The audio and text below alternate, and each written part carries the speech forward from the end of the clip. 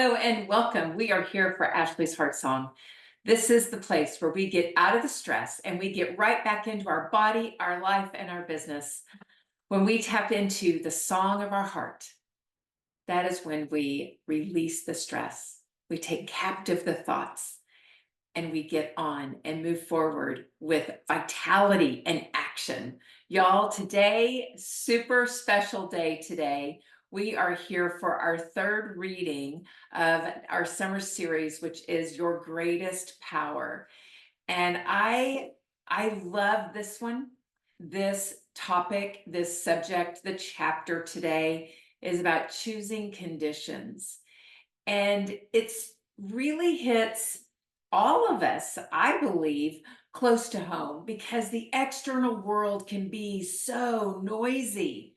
It can be so loud and it just draws you in unless you have armored up, unless you have put on that armor that protects you from the external world seeping into your very bones. When you do that, when you armor up, then you have protected yourself against it, so to speak, not protected in fear, but protected in self-preservation. It's protected in the mindset of positivity so that you don't go down that road of negativity, but you're staying on the pathway of positivity. And so in this reading today around choosing conditions, I think you're going to love it. And I think you're going to be able to pinpoint moments in your life where you might not have chosen your greatest power. And that's okay, because what is life about? It's about learning. It's about seeing. It's about being aware. And part of this show is about getting present. It's about bringing presence in to the table so that we see when we're using that greatest power of ours and when we're choosing not to. So before we get rolling on today's reading, let's first check our vitality score. Let's check in. Where are you with your vitality this week? When we're looking at the physical body between or on a scale of 1 to 10, 10 being your physical body feels awesome today, or a 1 being you don't feel so good today. Your physical body is, I don't know, maybe it's hurting, maybe it's feeling weak and fatigued. Anywhere from a 1 to a 10, put your score down of how you feel physically, your physical vitality today. Next, we're moving into your mental body. Mentally, where are you today? Mentally, are you sharp and on point, clarity of thought? Or that's a 10. Or are you feeling closer to the 1 where it's more foggy thinking? You are maybe moody. Well, that's more of emotional, isn't it? So on the mental, it's foggy thinking. It's can't put your thoughts together. It is drawing blanks. Where are you on your mental vitality score? A 1 to a 10, 10 being the highest. Put down your score. Next, we're going to move into emotionally. Emotional vitality, where are you today? Are you moody and edgy? That's going to bring you to around a 1 to a 5. Or do you feel really balanced and just good, self-assured, confident? Are you feeling just, oh, like you've got this? That right there is closer to a 10. Put down your vitality score for emotion. And next, we're moving into the spiritual aspect of you. Spiritually, where are you today? On a 1 to a 10. 10 being you're spiritually aligned. You started this morning and you armored up. You are ready to roll for your day. You feel great. You're in alignment. You're connected. That's going to get you closer to a 10. Or did you wake up late, stub your toe, drop your keys, bump your head? Has it been one of those days where you're just disconnected? You didn't take time to connect. You didn't take time to align yourself. That's going to score you closer to a 1. So put down your score for your spiritual vitality today.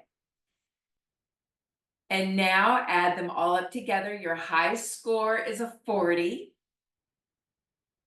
And if you are from 30 to 40, you're doing great. Stay on the track. Keep doing what you're doing. Improve, elevate. You've got this. If you are below a 30, what's happening? physically, mentally, emotionally, spiritually? What area needs your attention? What area is calling on you to attend to it? And attend to it. Yes. All right. That's the vitality score. Now we get to move forward with our reading, Your Greatest Power by J. Martin Kohe. This is, as I stated in the other previous episodes on this series, this is one of my favorite books. I read it in college. And when I read it in college for one of my classes, it changed my life. I began to really see those areas where I was not choosing my greatest power. I was choosing, I don't know, something that wasn't that. I was choosing to, I don't know, I was never a negative person. I've always been glass is half full. I've always seen what's possible. That's the way that I was raised, and I was always in that type of mindset. However, emotionally, I was filled with worry, anxiety, and that is where I needed the help on Your Greatest Power. So let's look at what today's is all about, and that's around choosing conditions. And one question that I have for you is are you living life, or is life living you? When we're choosing our conditions, that is one area in which we can go. Is life just taking us around the bend, putting us in loops on the roller coaster ride, or are we at the helm? Are we the orchestrator of it? So let's get rolling. I'm going to begin the reading. This is the third part of this book, Your Greatest Power by J. Martin Kohe. And this is called Choosing Conditions. It is the title of this chapter. Anyone with a little common sense knows that you cannot control conditions, unless, of course, you happen to become the head of your government, and maybe then you would be able to control them. But for most of us, we must agree that we cannot control conditions. This is true. So what can we do? We can control our thoughts, and by controlling our thoughts, by choosing this greatest power, the power to choose, we are indirectly able to control the conditions. The most common illustration is in a time of war. A young man is called into the service. Here he has no choice. He must go and serve his country. He is brought to camp. Here he is trained. He is prepared for action. All during this time, he had no choice as to what his officers made him do. He had to comply with their demands, but he still had the power to choose his own thoughts. If you are just joining on this part 3 of this summer series, Your Greatest Power, as you can see, your greatest power is the power to choose. And in this case, on choosing our conditions, it is the power to choose our own thoughts. The story continues. If he chose the thought that he would not come out alive, that he would be crippled, it wouldn't be a surprise that this is exactly what happened. We know that, on the other hand, that a person or soldier can protect himself through his own power to choose.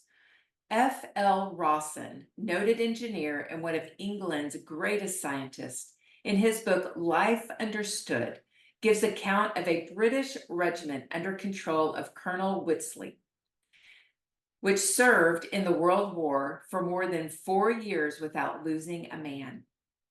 This unparalleled record was made possible by means of active cooperation of officers and men in memorizing and repeating regularly the words of the 91st Psalm, which has been called the Psalm of Protection. This is an extreme case of the power to choose, but remember, it is the greatest power that man possesses. We all know that there are good times and bad times. Some people can't even make a living in good times, let alone in bad times, mainly because they have failed to use this greatest power, the power to choose. When bad times come along, most people sit back, fill themselves with discouragement, and wait for the government to do something about it. Others will use this greatest power, the power to choose, and will make a success even in bad times. Many of our greatest businesses have been started and built in so-called bad times. Why? Because the founders of the business refused to believe in bad times. They went ahead anyway and succeeded. In bad times, there are many times the number of advantages which good times do not allow. Less money is needed to start and keep the business going. Help is easier to get and cheaper. Competition is not so alert. And more than anything else, there are so many discouraged people that the person with a little courage doesn't have to battle so hard. There was a man who was in business during one of the bad time periods. He felt that the reason he was not doing so well was due to the bad times. He felt that unless conditions improved, there would be no opportunity for him to improve. Then during the very heart of the bad time period, he went into a certain shopping district. He noticed that there were two butchers within 10 stores of one another. One was as busy as he could be. People were standing 3 to 4 deep to be waited on. The other butcher hardly had a customer. Here is a problem. Bad times exist. Yet within the very same neighborhood, there are two butchers, one who doesn't even know there is such a thing as bad times, and the other one is barely making a living. The young businessman decided to investigate. He went into the store where the people were standing waiting for service, and as he did, the store owner said, "How do you do?" in a very pleasing and courteous manner. "I am busy, but I will be with you in a few minutes." He was gentle and kind with each and every customer. He was helpful and serviceable to people. He made suggestions to his customers, but at no time argued with them. The purchase was made. Then several days later, the young businessman went to the other store. The proprietor growled, "What is it you want?" Instead of giving the young man the meat he wanted, this butcher attempted to force upon him the meat the butcher thought he ought to have. He was not pleasant at all and was interested only in his immediate welfare. Here you can quickly recognize the power to choose. The one butcher chose to believe that business was bad due to the bad times, and that was the way it worked out for him. He was not courteous and reasonable person with customers. Furthermore, he even preferred to take his bad business out on the very people who came in to patronize him. The other butcher chose to believe that business was up to him. It was up to him to be fair and reasonable. It was up to him to be courteous and helpful. He didn't know what bad times were. He chose correctly. The man with little to do chose incorrectly. This ability to recognize this greatest power, the power to choose, makes it possible for a person to get the most out of life, while the other person not recognizing this power makes life a burden. The power to choose helps one to increase his money-making ability. The young businessman, after noticing the difference between the two butchers, went to his office the next day and started to work. He chose to believe it was up to him, not the times or the government. He started to advertise. He made special sales. He made necessary changes for the times. He modified his prices. And before long, he was busy again. Business was good again. He was making money again. Conditions had not changed, but he did. Through his greatest power, the power to choose, instead of closing his doors, his business was once more on its feet. He had changed, even though the times had not. In the field of employment, we have a similar situation. Let us take two employees and compare them and see how the power to choose affects each person. One always chooses to be at work on time. He chooses to follow instructions. He chooses to do his work the very best that he knows how. He chooses to offer suggestions which may help the business. He chooses to do certain odds little odds and ends which may not be in his keeping with the position for which he was hired. He chooses to work a few minutes or even an hour overtime if necessary.